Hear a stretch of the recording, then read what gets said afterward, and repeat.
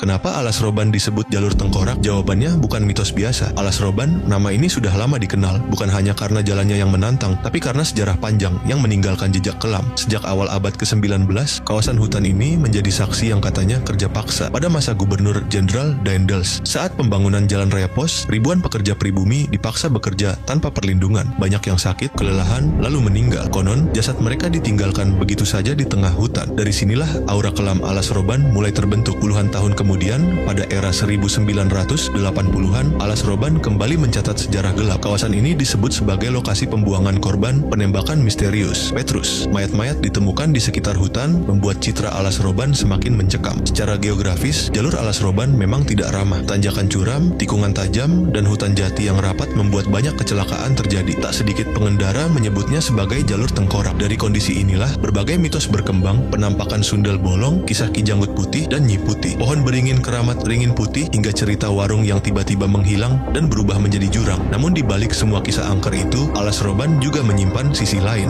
Buah-buahan hutan seperti pisang, nangka, dan durian dijual di pinggir jalan. Dan kini, jalur alternatif lingkar selatan dibangun untuk mengurangi risiko kecelakaan. Alas Roban bukan sekadar cerita mistis. Ia adalah ruang ingatan sejarah tentang penderitaan, alam, dan bagaimana masa lalu membentuk cerita yang kita dengar hari ini.